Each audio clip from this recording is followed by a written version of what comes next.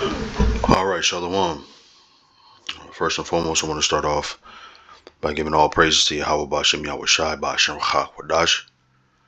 Double honors to the apostles and elders of Great Millstone who rule well. And also honor and salutations to those of you who are of the hopeful elect and are out there teaching the word in sincerity and truth. All right, so I wanted to talk about I don't know where they came from. I'm trying to sit here and think about just now where they came from, but there's a video out. This guy's basically presenting a challenge to present three scriptures that says that says um, Esau is the white man, and as we know, it's a foolish question, right? Or a foolish challenge. Um, but I think it's something to touch on. Obviously, I'm late to the party. I know other brothers have already done it, but um, I spoke on it a little bit yesterday, so I wanted to touch on it again this morning here. So, oh, goodness gracious. So, what I do want to say is, um, the scriptures don't spell out um, every single detail, right? There are some things that you have to have spiritual discernment to be able to figure it out, right? For instance, um, this man in question, even, and us as a whole, we're calling ourselves Israelites, right? We're saying that we are the descendants of those who walked across the Red Sea. There is no scripture that says, and this tribe would be the tribe that would be called the Negroes, and this tribe is the tribe that would be called the Puerto Ricans, and so forth and so on, right? But we believe it, right? And the reason why we believe it is, well, two reasons. One is because we have faith, right? And we've been gifted with faith. But the second thing is, and also something that we've been gifted with, is the ability to extrapolate, the ability to discern, the ability to deduce, the ability to look at what the scriptures say, right? And line it up with what's going on today, right? Or with the behaviors of the people, with the people of today, right? For instance, right? Let's go here real quick. Just let it flow a little bit. This is Revelations 18. Right now, this scripture. Look at what blue letter puts as a heading. Babylon is fallen. This scripture is talking about Babylon, right?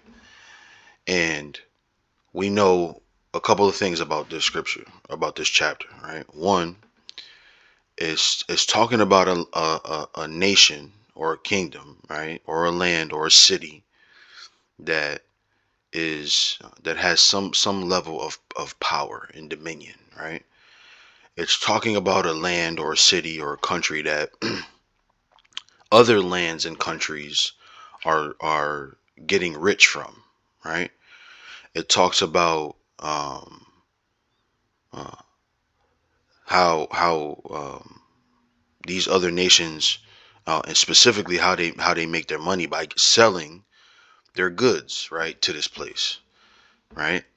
And so it doesn't say America, right? But deduction allows you to see that, right? So let me go. So this is all right. So let me read a little bit of this. I just wanted to see this verse right here. Let me read a little bit of this, right? This is Revelations 18:1. It says, and after these things I saw another angel come down from heaven, having great power, and the earth was lightened with his glory, right? And he cried mightily with a strong voice, saying, Babylon the great is fallen, and is become the habitation of devils, and the hold of every foul spirit, and a cage of every unclean and hateful bird. For all nations, right, have drunk of the wine of the wrath of her fornication, right? And when you look at today, right, what what what nation has other nations lived off of, right, and committed fornication with, and then they somehow regret it from living in fornication with this place, right? Now let's keep going. It says, for all, let me, because I said regret it. Let me just go to one more scripture real quick. Uh, uh, I know it's Jeremiah.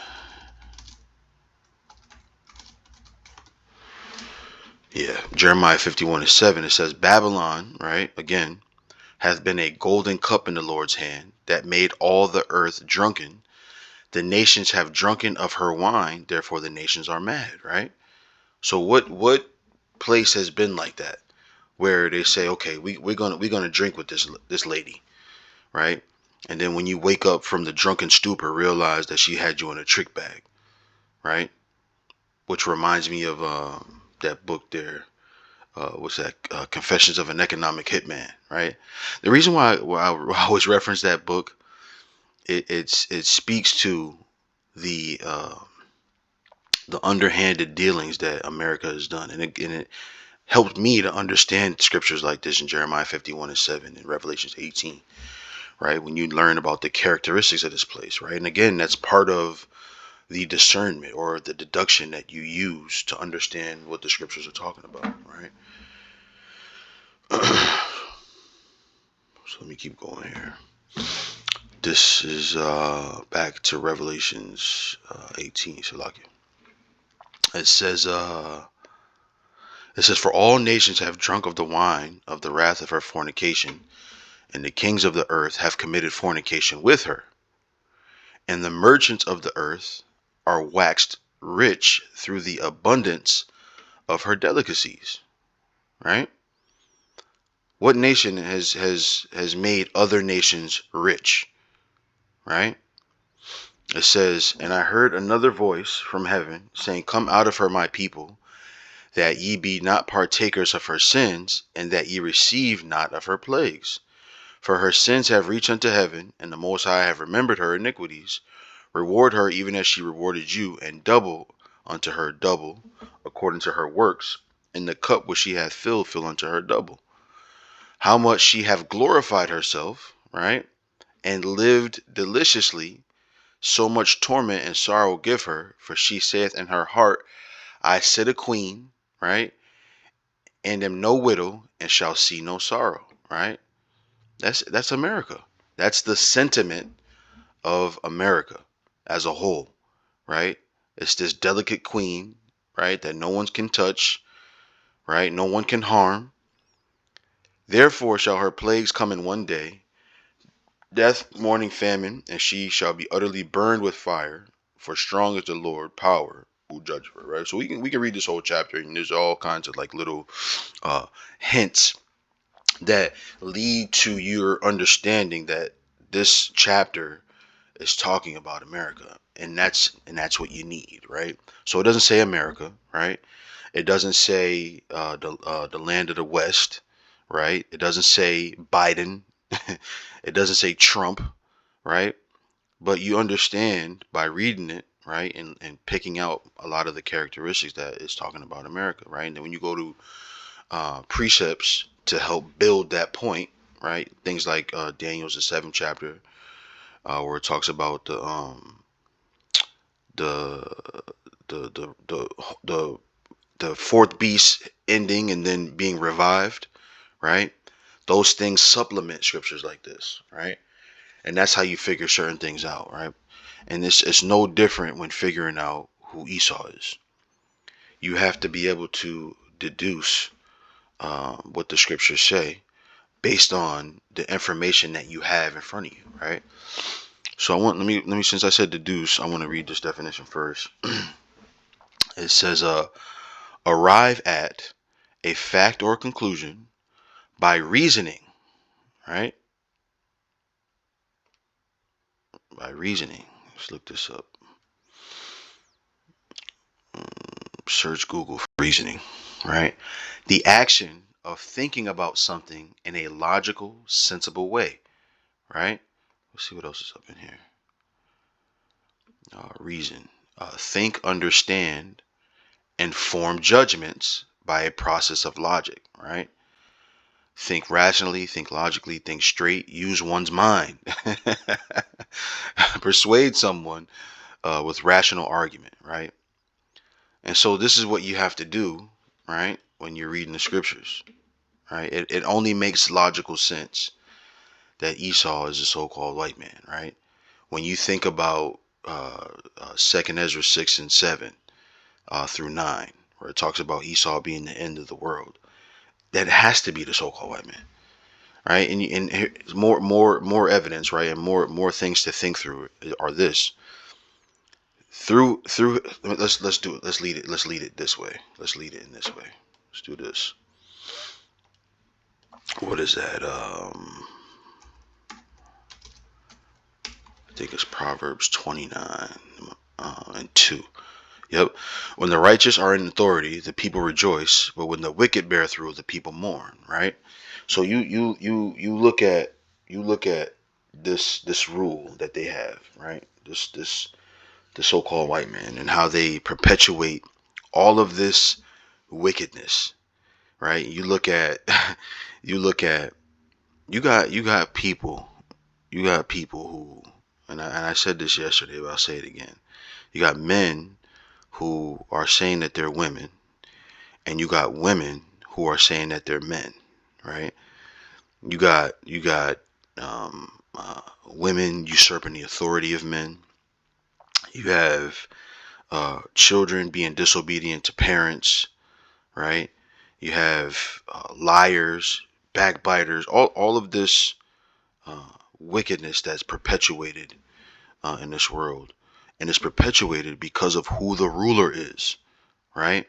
So it would only be right that the worst kingdom, as far as morals go, to ever be established in world history would be the end before the kingdom of heaven is ushered in, right? And so you ask the next question: who is in control of the current kingdom? It's the so-called white man, right? And then now you're starting to pull out that information. You go back to the scripture and you say, okay, well, Esau is the end of the world and Jacob is the beginning that followeth. It has to be talking about the so-called white man. It has to be talking about this kingdom that we're currently in, this rule that we're currently under. It has to be, right? It has to be. So let's continue. Here's the next word, right? It says extrapolate, right? Which is, again, the word we learned from, Elder Apostle Bar. It says this. It says extend the application of a method or conclusion, especially one based on statistics, to an unknown situation by assuming that existing trends will continue or similar methods will be applicable, right? So we talk about this when we read this definition yesterday. It reminded me of this scripture right here. What is that? I forget. I think it's in Proverbs. Let me see. I'm sorry, Psalms. Yep, Psalms 55 and 21. I was thinking Proverbs 55 and 21. Psalms 55 and 21. It says, "The words of his mouth were smoother than butter." Right? Actually, let me jump up a little bit. uh,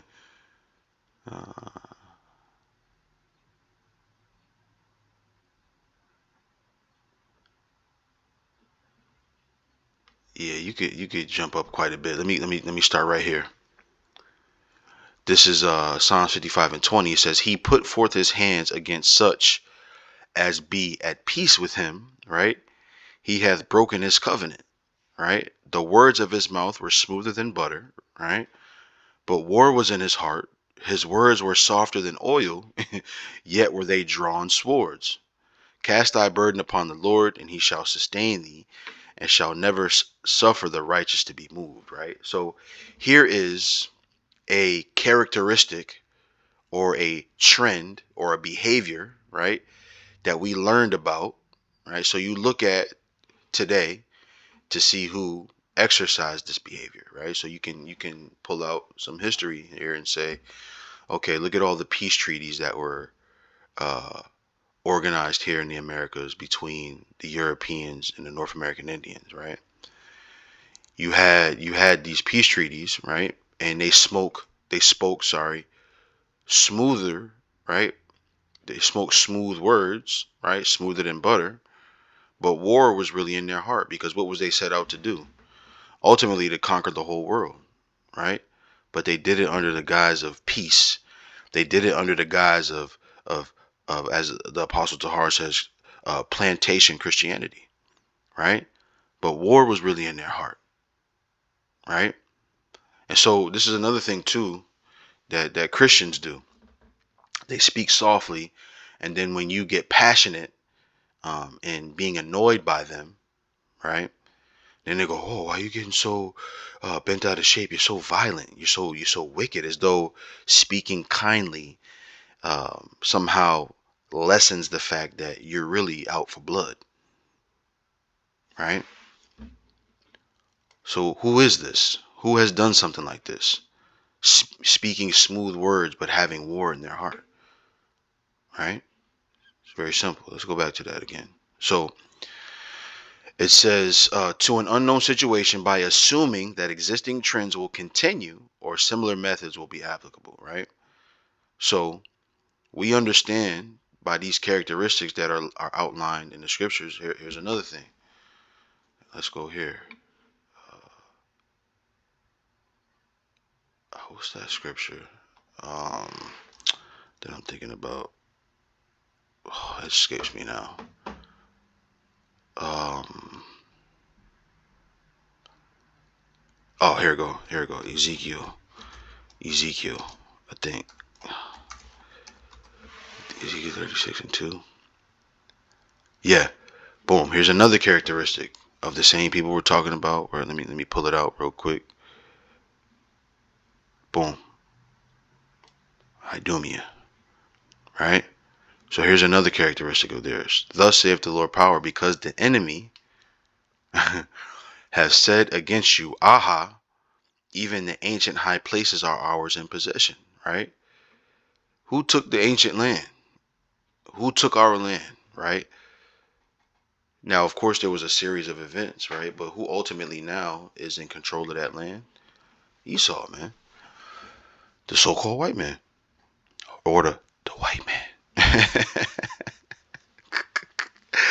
You know? So there are a litany of scriptures that you can bring out to prove this point, right? That the so-called white man is Esau, or Esau is the so-called white man, however you want to word that. There's a litany of scriptures that you can pull out, right? But ultimately, you're gonna have to need. I'm sorry, you're gonna need the gift of discernment and the gift of faith, right?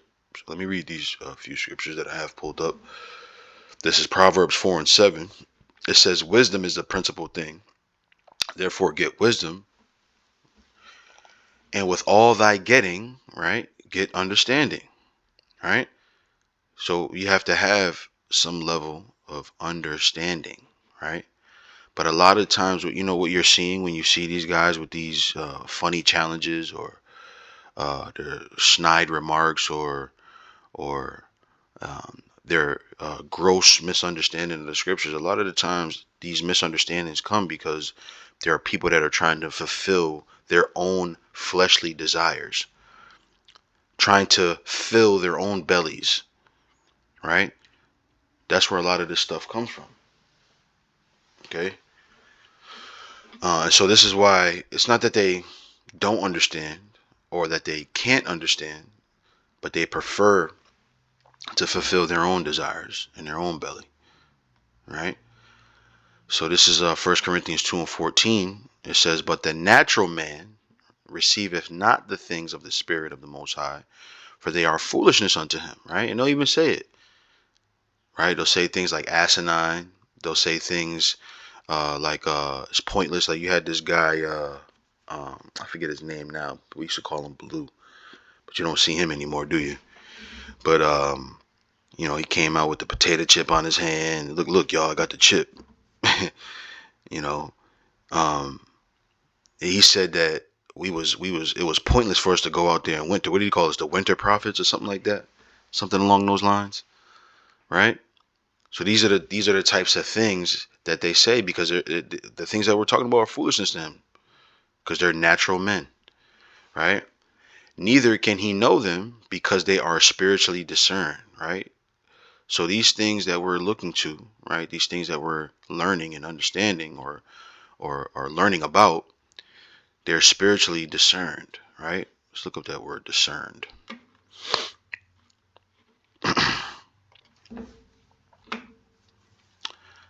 Examine or judge, right? To investigate, examine, inquire into, scrutinize, sift, question. Specifically in a forensic sense of a judge to hold an investigation, to interrogate, examine, right? The accused or witnesses, to judge of, estimate, determine the excellence or defects of any person or thing, right? So to figure something out, in other words, right? But in order to figure these things out, these things that are written in the scriptures, you have to do it spiritually, right? Spiritually discerned, right? So let me go to this last scripture that we also read yesterday. It's Revelation 3:18. It says, I counsel thee to buy of me gold tried in the fire, that thou mayest be rich, and white raiment, that thou mayest be clothed, and that the shame of thy nakedness do not appear, and anoint thine eyes with eye salve, that thou mayest see. Right? So we have to be able to have this eye salve. Let's look that up. Eye salve. Eye salve. Right?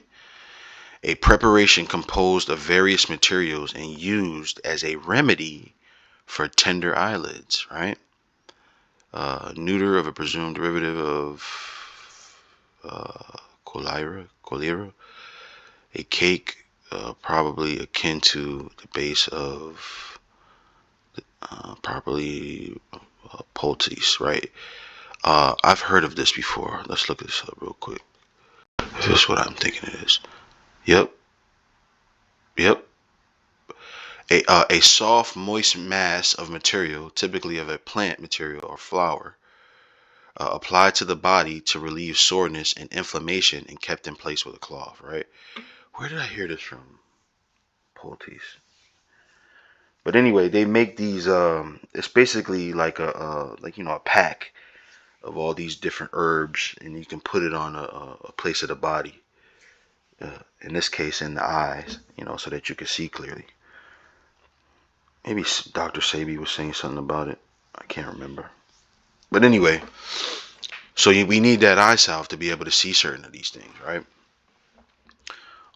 So again, we could have, I'm sure there was brothers that did. I haven't watched everything, but you can easily go into the scriptures and show who Esau is, rather. But again, I wanted to touch on, the tenets that are necessary to be able to understand them, right? So with that, hopefully that was edifying. As always, I want to give all praises to Yahweh Bashem Yahushai Bashem Chakwadash. Double honors to the apostles and elders, a great millstone who rule well. Honor and salutation to the elect. And with that, I say shalom.